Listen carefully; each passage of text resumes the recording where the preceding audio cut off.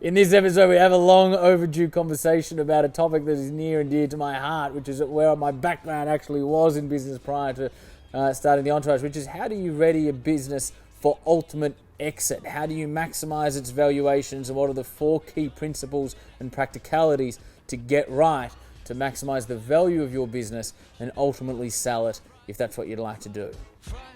28 and I'm trying to shape history, pulling from the sky for some strength to take with me, line up the stars, fly away quickly and push the world forward like a tidal wave hit me. I ride the wave swiftly, I fear no man, check my titles mate quickly, came from the sky with the light of day in me, and grew my own wings so the pilot came with me. Changed back to our old setup. We have. Wonder what people prefer. Maybe they What don't do people prefer? What do you guys prefer in terms of backdrop? In the comments below, this is the question is, do you prefer Mossman, my place? Do you prefer boardroom, which has been the background for the last few episodes? Or do you prefer workshop floor? Or Maybe do you they not don't even actually know. care at all? Maybe it's Which just me that if cares. I probably wouldn't care if I was watching this. I care much. a lot. Yeah. You do care a lot, don't you? I know, it's because I want it to look good. Yeah. No, that's fair enough. All right, cool. Should we get into it? You're the time timekeeper. master. I know. Okay, let's start. So this question comes from Jenny. She says, what's your advice to someone looking to sell their business? Have you ever sold a business? If so, how did you go about it? Such a good question, Jenny. Thank you for asking it. Yeah, we sold a lot of businesses. So my business prior to Entourage was a company called MBE Education. We'd offer education and advisory around capital raising, acquisitions and exit. So we facilitated, hundreds of millions of dollars in transactions for SMEs around Australia. So this stuff is my background, right? It's a little bit ago. It's where I was most comfortable. Going back sort of 6 years as well, I was most comfortable. So, how do you sell your business? Firstly, you need to understand there needs to be a sale-ready period, right? You can't just reach a point one day and go, I want to sell my business today and expect to maximize the valuation that you're going to achieve. So, generally speaking, allow like a year or two if you want to, because all you want to do is maximize the valuation and maximize the future growth potential and sustainability of the business for the acquirer. And that's going to be the ultimate function of 2 things. Firstly, you want to decrease the risk in the business and increase the future growth potential. In decreasing the risk, the number one risk factor for SMEs, private companies in Australia, is key person dependence. So if you're readying a business for sale, ultimately over a year or two, you want to do your best to dilute your involvement, particularly operationally, and dilute any dependence that the business ultimately has on you. Minimizing risk. Systems, infrastructure, the less sort of specialized skill your people need, the better. Spread revenue. So if you've got one client or one customer that represents more than 30% of your revenue, that's a big risk factor. So diversification of revenue.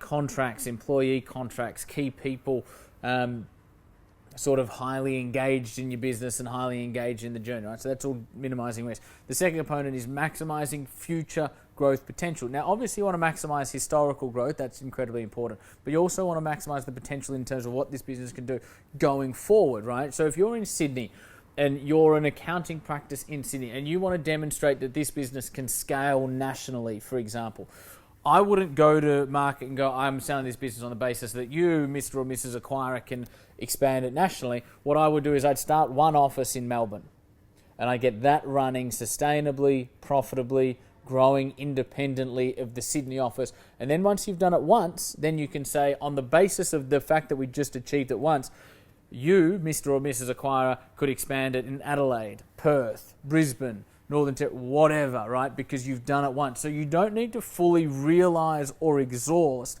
all of the growth potential of the business. In fact, in some instances, it's best if you haven't.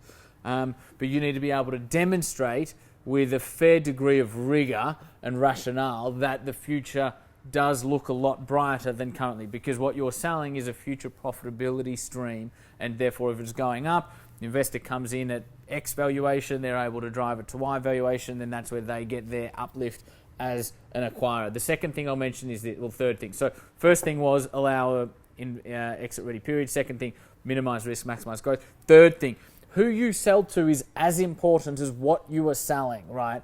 And that's a big statement. I just said, who you sell to is as important as what you're selling. So you could be working on a business for 10, 20, 30 years, and if you sell that to the wrong acquirer, to an acquirer that doesn't see any strategic value in your business, you're not going to get the valuation that you want, right? But you could be building a business 5, 10, 20, 30 years, whatever it might be, and sell to the right acquirer, and it could make a substantial difference to the valuation of your business. So in determining who to sell to, ask yourself this question: who can make more money from this business than I can? It might be another company over there that can sell other products to your audience. It might be another company over there that can use your products to sell to their audience. It might be another company who want your personnel or your technology or whatever it is. But identify what the strategic value inherent in your business is, and identify acquirers that can realize the growth potential that strategic value represents. Fourth thing